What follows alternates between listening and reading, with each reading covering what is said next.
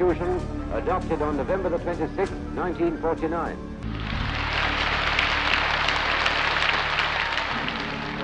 पच्चीस नवंबर 1949 को संविधान बनकर तैयार हो चुका था। संविधान सभा संविधान बनाने की अपनी जिम्मेदारी पूरी कर चुकी थी। संविधान कैसा होगा, देश कैसे चलेगा, सरकार कैसे बनेगी, लोकतंत्र कैसा होगा, शासन व्यवस्था कैसी होगी, न्याय व्यवस्था कैसी होगी, कानून कैसा होगा, लोगों को कौन कौन से अधिकार मिलेंगे। संविधान सभा ने हजारों विषयों पर बहस की, हजारों संशोधन आए, कुछ माने गए, कुछ नहीं माने गए। इसी दिन यानी 25 नवंबर को डॉक्टर भीमराव अंबेडकर ने संविधान सभा में ऐतिहासिक भाषण दिया। डॉक्टर भीमराव अंबेडकर संविधान बनाने वाली समिति के अध्यक्ष भी थे। राष्ट्रपति महोदय, सर, मैं ड्राफ्टिंग कमेटी द्वारा निश्चित की हुई संविधान की रूपरेखा को प्रस्तुत करता हूं और निवेदन करता हूं कि इस पर विचार किया जाए। डॉक्टर अंबेडकर ने संविधान सभा में अपने भाषण में भारत के भविष्य को लेकर कई बातें कही और कुछ आशंकाएं भी जताईं। डॉक्टर अंबेडकर के संविधान सभा में अंतिम भाषण की काफी अहमियत आज भी मानी जाती है। मैं यहाँ पर संविधान की अच्छाइयाँ गिनाने नहीं जाऊंगा, क्योंकि मुझे लगता है कि संविधान कितना भी अच्छा क्यों ना हो, वो अंततः बुरा साबित होगा अगर उसे इस्तेमाल में लाने वाले लोग बुरे होंगे। डॉक्टर अंबेडकर ने अपने भाषण में राजनीति में भक्ति और नायक पूजा की परंपरा पर गहरी चोट की। हमें जॉन स्टुअर्ट मिल की उस चेतावनी को ध्यान में रखना चाहिए जो उन्होंने उन लोगों को दी है जिन्हें प्रजातंत्र को बनाए रखने में दिलचस्पी है। मतलब अपनी स्वतंत्रता को एक महानायक के चरणों में भी समर्पित न करें या उस पर विश्वास करके उसे इतनी शक्तियां न दे दें कि वो संस्थाओं को खत्म करने में समर्थ हो जाए। डॉक्टर अंबेडकर कहते हैं कि देश की महान शख्सियतों के प्रति कृतज्ञ रहने में कुछ भी गलत नहीं है, लेकिन इन महान शख्सियतों के प्रति हम कितना कृतज्ञ रहें, इसकी भी कुछ सीमाएं हैं। इसके लिए डॉक्टर अंबेडकर ने आयरिश देशभक्त डैनियल ओकॉमेल का उदाहरण दिया। कोई पुरुष अपने सम्मान की कीमत पर कृतज्ञ नहीं हो सकता, कोई महिला अपनी पवित्रता की कीमत पर कृतज्ञ नहीं हो सकती और कोई राष्ट्र अपनी स्वतंत्रता की कीमत पर कृतज्ञ नहीं हो सकता। डॉक्टर अंबेडकर कहते हैं कि ये सावधानी भारत में किसी और देश के मुकाबले बरतनी ज्यादा जरूरी है, क्योंकि भारत में किसी व्यक्ति की हीरो की तरह पूजा करने में हम दूसरे देशों के मुकाबले कहीं आगे हैं। धर्म के क्षेत्र में भक्ति आत्मा की मुक्ति का मार्ग हो सकता है, परंतु राजनीति में भक्ति या नायक पूजा पतन और अंततः तानाशाही का सीधा रास्ता है। ये उनकी बात जो है वो बाद में हमने देखा है भारतीय इतिहास, स्वतंत्र भारत के इतिहास में कि पुनः पुनः साबित हो चुकी है।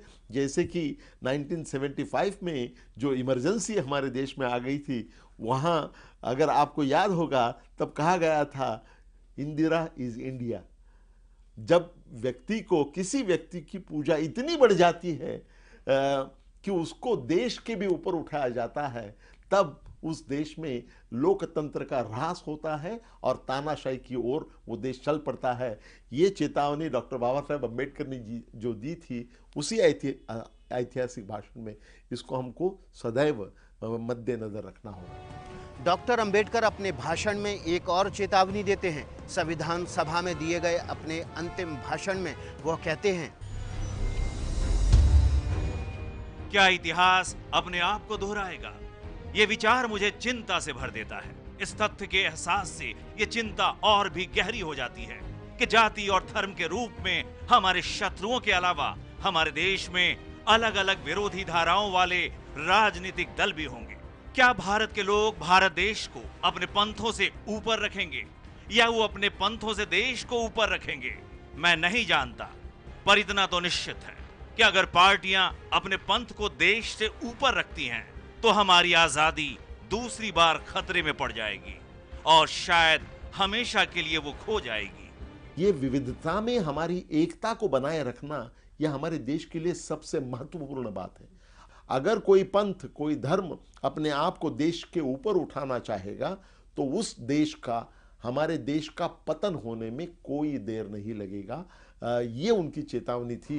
डॉक्टर अंबेडकर अपने भाषण में एक और अहम चेतावनी देते हैं। वो कहते हैं कि सामाजिक स्तर पर हमारे पास एक समाज है जो असमानता के सिद्धांत पर बना हुआ है, जिसका अर्थ है कि कुछ लोगों के लिए विकास है और कुछ लोगों के लिए क्षरण। आर्थिक दृष्टि से हमारे पास एक ऐसा समाज है जिसमें कुछ लोगों के पास तो धन है, लेकिन कुछ लोग गरीबी में रहने के लिए मजबूर हैं। 26 जनवरी 1950 को हम विरोधाभासों से भरे जीवन में प्रवेश करने जा रहे हैं। राजनीति में हमारे पास समानता होगी, परंतु हमारे सामाजिक और आर्थिक जीवन में असमानता होगी। राजनीति में हम एक आदमी एक वोट और हर वोट का एक ही मूल्य, इस सिद्धांत पर चल रहे होंगे, परंतु हमारे सामाजिक और आर्थिक ढांचे के कारण हम हर आदमी को समान महत्व देने के सिद्धांत को नकारते रहेंगे। विरोधाभासों से भरे इस जीवन को हम कब तक जीते रहेंगे? हम अपने सामाजिक और आर्थिक जीवन में कब तक समानता को नकारते रहेंगे? अगर हम लंबे समय तक उसे नकारते रहे तो हम अपने राजनीतिक प्रजातंत्र को खतरे में डालकर ही ऐसा कर रहे होंगे। हमें जितना जल्दी संभव हो इस विरोधाभास को दूर करना होगा, वरना जो लोग असमानता से पीड़ित हैं वे राजनीतिक प्रजातंत्र के उस ढांचे को ध्वस्त कर देंगे जिसे हम संविधान सभा ने इतने मेहनत से खड़ा किया है। कि हमारे देश में जो राजकीय प्रजातंत्र जिसकी प्रतिष्ठापना तब हो रही थी, वो प्रजातंत्र राजनीतिक रूप तक सीमित नहीं रहना चाहिए और वो राजनीतिक प्रजातंत्र को जितने जल्दी हो सके उतने जल्दी सामाजिक प्रजातंत्र में और आर्थिक प्रजातंत्र में उसको परिवर्तित करना होगा।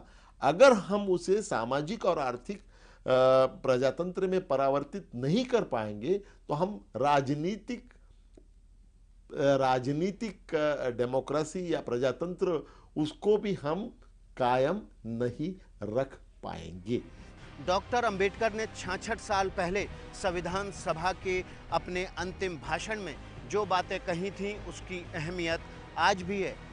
जरूरी है कि संविधान निर्माता की कही बातों पर अमल किया जाए। संविधान कितना भी बुरा क्यों ना हो, वो अंततः अच्छा साबित होगा अगर उसे इस्तेमाल में लाने वाले लोग अच्छे होंगे। इसलिए जनता और उसके राजनीतिक दलों की भूमिका को संदर्भ में लाए बिना संविधान पर कोई भी निर्णय देना या कोई भी टिप्पणी करना मेरे विचार में व्यर्थ होगा। धन्यवाद।